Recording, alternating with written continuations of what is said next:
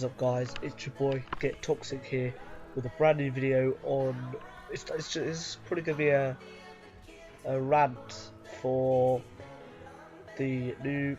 Well, I say new. It's been out quite a while now. The biker DLC for GTA 5, and I'm gonna be going over my top 10 points of why I think this is turned total shit.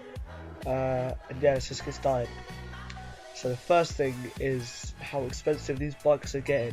There's a 3-wheel bike that's like 200,000. There's one of the bikes that has almost 1 million, and I think that's just ripping you off completely. It's like you could buy a dirt bike for 7,000 on one of the websites, then you go together and buy one for like 957,000, something like that, which is just ripping you off, and it's hard to find the money to buy all these things at one time. It's the same with the cars.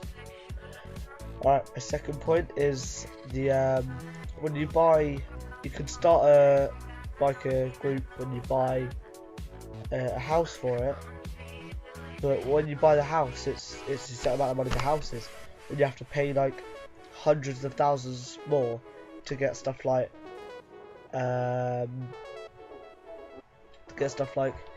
mod shops for your bike, like not status customs, but in your house. You've got weapon racks. It's just ripping you off again. So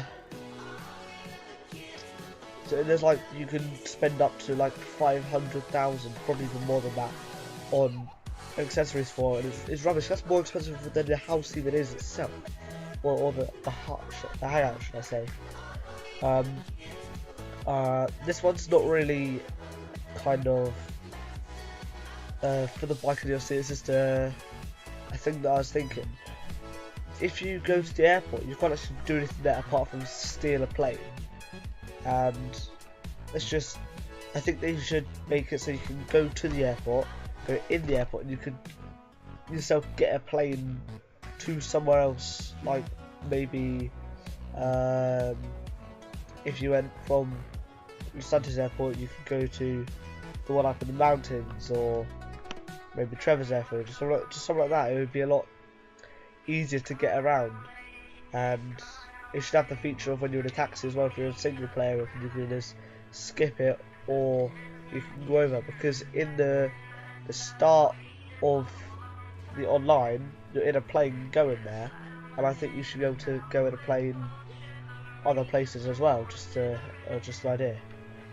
Alright, my next point is everything's just getting too expensive. The prices for everything's gone up. There are houses for like 2 million.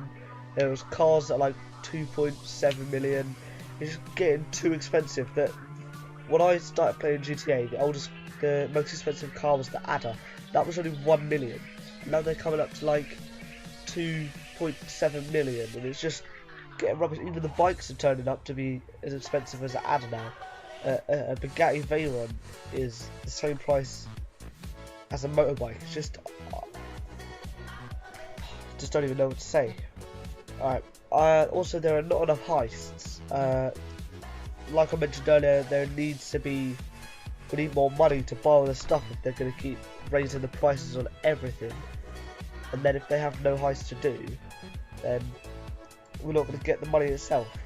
And the other thing that really bugs me about heists is that once you have to do them in order. You can't go from one then skip, like say I'm stuck on the Human Labs one. You can't go from like the PlayStation to the Pacific Bank heist or something like that. You just can't.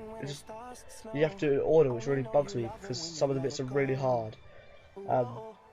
Which brings on to my sixth point, where the heists are not well enough paid. If you are in a group of like 4 people, you only get like, if you're lucky, 200,000, and then these cars are going for within 2.7 million, and they're going to give you 200,000 from a heist and think that it'll be fine. It's not. We need more money. My seventh point is going to be that nowadays you have to pay for everything on GTA Online. There is literally nothing you can do that you can't pay for apart from drive around in a car that you've already bought, or if you The only things you can literally do is go steal something. That's literally it. You can't steal clothes, which I think you should be able to do. You can't edit and so yeah.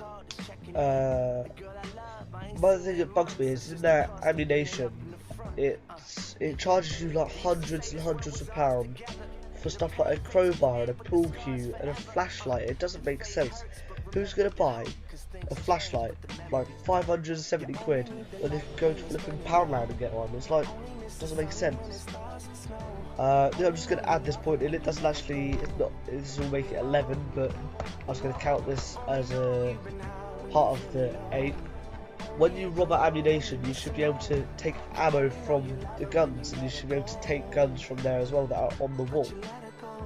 My final point is going to be number 10, which is there's not really enough to do anymore. Like, everyone's always says, oh, there's unlimited possibilities of what to do, but there's not. You can literally, you get to a certain point where you can just not do anything apart from try your hardest to earn money, and then you spend it, and then you realise you don't like what you spent it on, you try to sell it and you don't get barely any money back. I think they should add a lot more missions, a lot more cheaper things to do, just to keep us occupied, you know. I've been trying to look for other games at the moment because of it's just not as fun as it used to be when you could literally go and do anything. Everything was really cheap, cars were really cheap, but now they've made it so expensive.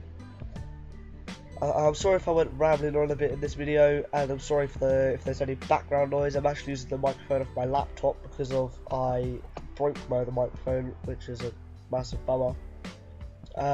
If you would be able to give this video a like, drop me a comment and hit that red subscribe button, that would mean a lot to me. Thank you for cheers for watching this video, and catch up with you next time. This is your boy GetToxic out.